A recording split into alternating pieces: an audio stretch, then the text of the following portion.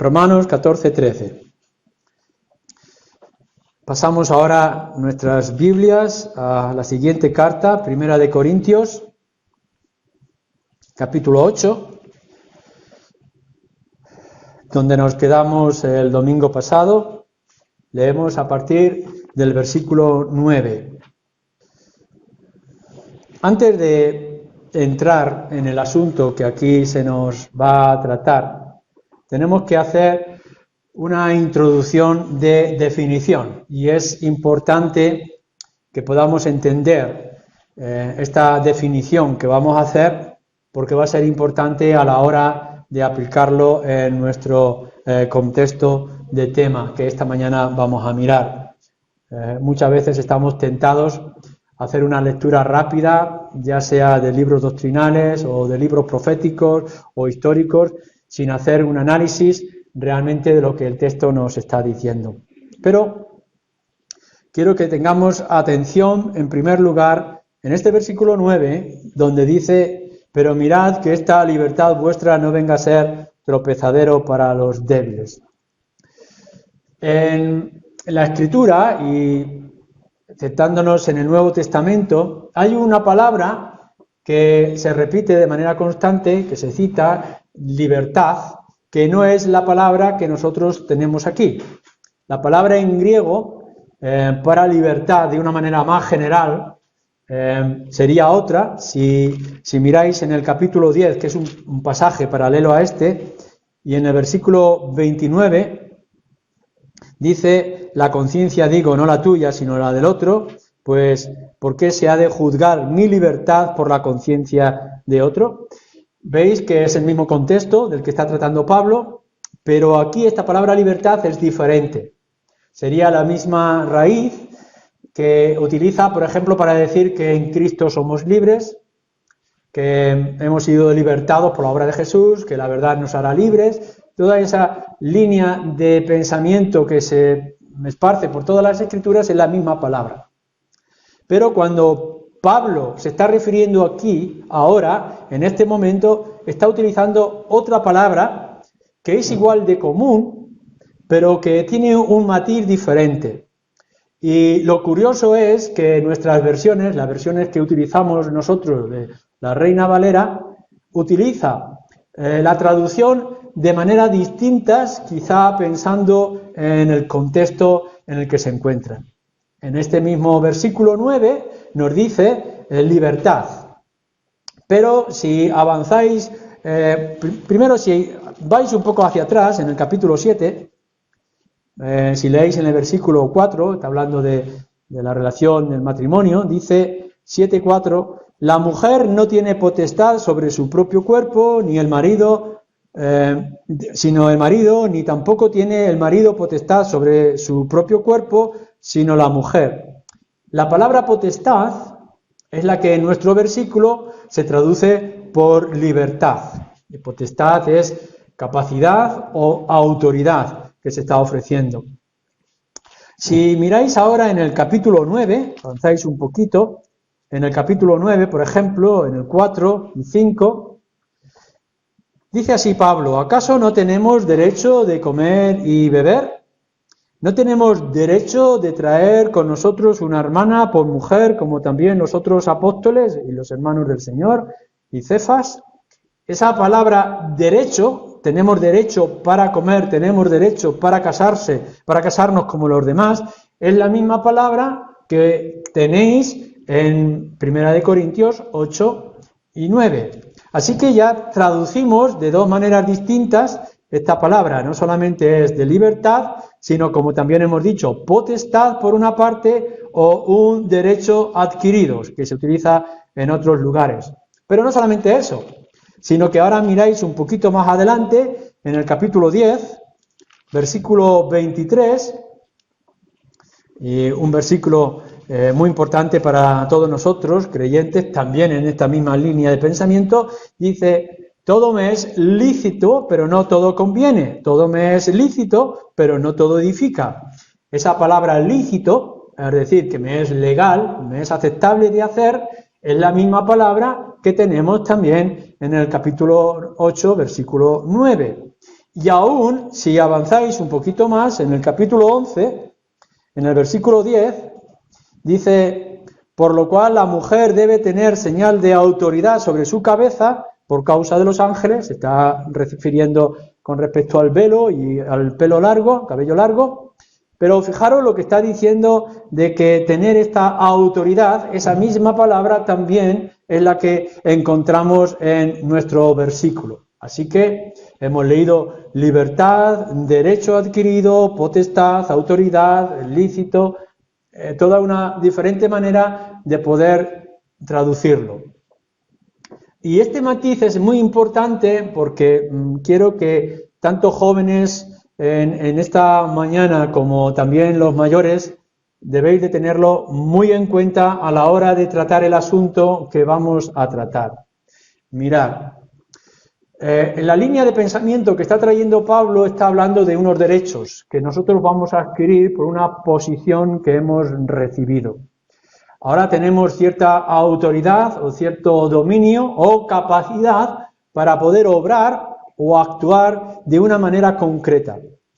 Cosa que no tendríamos si no hubiéramos adquirido la libertad, o el otro término, que es en Cristo Jesús. Por eso yo quiero que ahora los que en esta mañana todavía no habéis dado el paso de fe o no os habéis convertido o todavía estáis en ese camino hacia la conversión o rendición al Señor Jesucristo, es que os deis cuenta de que no podréis pasar al siguiente paso de autoridad o potestad si antes vuestras cadenas no se han roto. Todavía estáis con vuestras cadenas, que es la cadena del pecado o las cadenas que Satanás os tiene. La única manera que podréis libraros de esa dependencia engañosa a la cual podéis estar viviendo es que Cristo venga y os haga libres. Que sea Él el que os liberta con su propia muerte en la cruz y su resurrección. Si no, no podréis actuar como se espera que deben de actuar los creyentes, los hijos de Dios. Aún estáis bajo la esclavitud del pecado, aún estáis bajo el dominio de Satanás. Lo que yo tengo que hacer en esta mañana de una manera urgente e importante es que cada uno de vosotros analice su propio corazón. No tendréis potestad si antes no sois liberados. Se tienen que romper las cadenas que os atan a las tentaciones, a las debilidades, a los ídolos, a la ambición, a la codicia, a la envidia. No podréis ser libertados de ellos si no aceptáis a Cristo por fe como vuestro Salvador. Y después, si Cristo en verdad os libera, ahora seréis verdaderamente libres. Es decir, ahora tendréis este derecho, esta potestad o capacidad de actuar como creyentes. Pablo lo pone en otro lugar de esta manera, cuando escribe a los Gálatas y dice que hemos sido cambiados de esclavos a hijos de Dios. Antes estabais en esclavitud, pero ahora sois herederos, coherederos, porque sois hijos de Dios. Fijaros bien, no podremos actuar como hijos de Dios, ni tendré los privilegios o las capacidades como hijos de Dios si antes no hemos dejado de ser esclavos. ¿Qué es lo que pasa?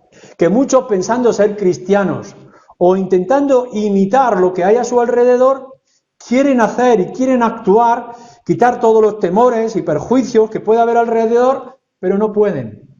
Y constantemente os sentiréis fracasados, porque queréis hacer lo que realmente no podéis hacer. Y Satanás nos deja hacer, y vuestra propia debilidad del corazón nos deja hacer. Tenéis que romper esas ligaduras, que es solamente en Cristo Jesús, para que después seáis verdaderamente libres y podáis actuar de manera consecuente. Si Cristo no las rompe, este es tu primer y principal problema. Ahora bien, como creyente, Pablo nos está diciendo, tenemos multitud de beneficios, pero hay un beneficio muy concreto en este tema. Y es que en el momento en que nosotros somos hijos de Dios, somos transformados por la sangre del Señor Jesucristo, ahora que ya tenemos esta libertad que es en Él, tenemos derechos, tenemos potestades, tenemos ciertas capacidades que antes los demás en el mundo no tienen. Y que quizás sean libertades y potestades que sean invisibles, pero que son reales, que son concretas y que son muy claras y son muy contundentes. ¿Qué es lo que nos dice el apóstol Pablo aquí? Bueno, que somos nosotros libres o tenemos estos derechos adquiridos como hijos de Dios para poder, por ejemplo, rechazar todas las supersticiones de las cuales estamos rodeados. Hay muchos temores. Se nos dice acerca de los ídolos y de la magia, de los males de ojo, del espiritismo y de todas esas nubes oscuras de malignos ejércitos de potestad del aire que nos rodean y que realmente crean temores y que crean supersticiones y daños en las mentes, en los corazones y en las almas de la gente. Pero los creyentes estamos libres de todo eso. No nos pueden afectar. No te importe que te levanten un muñeco de gurú o que puedan quemar tu imagen o que te puedan señalar con el dedo o que puedan traerte los mayores venenos espirituales a tu vida, pues van a dañar tu corazón, pero no podrán dañar tu alma. Las supersticiones, los demonios no pueden entrar en esta casa porque está gobernada por nuestro Señor Jesucristo, por el Espíritu del Señor. Así que nosotros ahora somos libres de este ejército de maldad. Pero además de eso, también estamos rodeados de multitud de tradiciones humanas y culturales o nacionales que muchas veces nos esclavizan. Es cierto que hay tradiciones que son buenas y que a la luz de la palabra apoyan los principios cristianos por los cuales nos gobernamos. Pero hay otras tradiciones, otras costumbres que arrastramos con nosotros que lo que hacen es esclavizarnos. En el pasado, las mujeres, como vemos en otros países, tienen que sufrir la oblación sexual.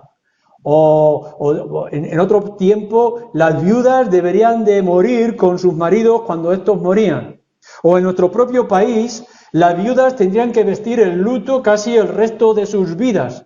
Y eran tradiciones que se venían del pasado, tradiciones que ahora se mueven en muchos países y en muchos lugares que esclavizan y oscurecen y entristecen la vida de las personas. Pero lo que nos dicen las Escrituras es que cuando hemos roto nuestras cadenas, hemos roto por tanto con toda esa influencia y las tradiciones, inventos de las culturas ya no pueden nada contra nosotros. Ni nos benefician ni nos perjudican. Hemos roto con todo eso. Ya no tenemos que depender de modas o de imposiciones que puedan venir en nuestro ambiente o en nuestra cultura. Hermanos, romper con todo eso. Ya ahora somos libres en Cristo de supersticiones y de tradiciones humanas. Como somos libres también de las leyes que los hombres se inventan. Los fariseos en el tiempo de Jesús querían ser aún más estrictos y no solamente querían imponer las leyes de Moisés, mosaicas, sino que ellos mismos se inventaban los pasos que se podían dar, las cosas que se podían cocinar, las palabras que se tenían que decir. Y nuestro Señor Jesucristo dice: os habéis levantado leyes que ni siquiera vosotros podéis cumplir. Y en nuestra sociedad está ocurriendo algo parecido. Nuestra sociedad está inventando leyes y normas y ahora gustos, modas a nuestro alrededor que nos quieren imponer. Nos quieren imponer cómo vestir, cómo hablar, a qué sitios podemos ir o no podemos ir. Y nosotros, como creyentes, puesto que somos libres en Cristo, tenemos la potestad para decir que todo eso es basura y que podemos ignorar toda esa imposición de leyes humanas que quieren traernos si están en contra de la palabra de Dios. Eres libre. Tienes potestad para decir a toda esa influencia del mundo, aun cuando para el resto del mundo le parezca hermosa y atractiva, puedes decir no, porque no trae ningún beneficio para mi alma. Pero no solamente es esta superstición, tradición y leyes humanas, sobre todo ahora somos libres de toda la provocación o el daño, señorío que Satanás tenía para con nosotros. Nos dice Pablo en Romanos capítulo 6, en otro lugar de las Escrituras, que tenemos el diablo que nos engaña. El diablo no va a venir diciéndote: como no me hagas caso te llevo al infierno. No, el diablo lo que hace es atarte a miedos y temores y circunstancias, ambiciones que nunca podrás llegar a alcanzar. te está mostrando la felicidad como esa fruta hermosa de la que puedes comer para poder ser igual a Dios. Y cuando descubres que has comido de la fruta, ya sea el dinero y la fama, ya sea el poder y la influencia, te das cuenta de que estás desnudo y que eres una pobre criatura. Pero el diablo está ahí, te está seduciendo y engañando y tú te dejas llevar por el poder de Satanás. Pero cuando hemos sido liberados, dice Romanos 6, el señorío ya no está con nosotros. Y por tanto, como creyentes, podemos decirle a Satanás no. El mundo no puede resistir a Satanás, pero tú, como creyente, sí puedes resistir a Satanás. Es verdad que habrá momentos que es mejor huir de él, porque es poderoso, y es engañador, y es astuto, y es acusador. Pero nosotros, como creyentes, decimos, mi Señor es Cristo, no eres tú. Y por tanto, el poder, el temor que me pueda crear Satanás, los engaños que pueda traer a mi alma, ya no existen, porque tengo la luz de las Escrituras, porque el camino que ahora sigo no es el tuyo, en el cual yo nací, sino es el Cristo que ha venido a mi vida. Así que el señorío de Satanás ya ha acabado en tu vida. No solamente son las supersticiones y tradiciones, no solamente es el poder de Satanás que te seduce, sino también el mundo. El mundo es una prostituta, como decíamos el otro día, y te seduce con todos sus colores y sus perfumes en cualquier esquina, y sale y te dice que todo es maravilloso. Ven a disfrutar conmigo a esta esquina, tómate estas bebidas, ve estos programas, ven a estos lugares, busca esta fama, esta riqueza, sé el mejor. Y nos está ofreciendo seducción el mundo de manera constante con esa música tan atractiva. ¿No os habéis dado cuenta cómo hay algunas músicas que son pegadizas y que se quedan en tu boca o en tu oído y una y otra vez las repites y tú quieres olvidarte de ellas y esa música sigue estando allí en esos anuncios, todo mecanizado y preparado? Pues el mundo es eso, para con tu propia alma. Si no eres creyente, te está diciendo tienes que venir por aquí. ¿Cómo vas a ir contracorriente? Fíjate bien, te dice el mundo. Todos estamos en esta dirección. Ahora hemos decidido que lo mejor es esta ética y es este comportamiento humano. Que el concepto de familia ya ha cambiado, que ahora decimos que tienes que venir con nosotros porque la familia o la pareja es un hombre con un hombre, una mujer con una mujer. Que eso que del ser humano comienza en la fecundación es una historia, es una invención, es un mito que en realidad es un simple grano que tú te puedes estipar como mujer cuando tú quieras. Y nos están imponiendo seguir en esa corriente, dejarte llevar. Pero ahora nosotros, los creyentes, que hemos sido libertados en Cristo Jesús, podemos decirle, no, prefiero ir contracorriente. Puedo rechazar todas estas cosas porque sé dónde me llevan.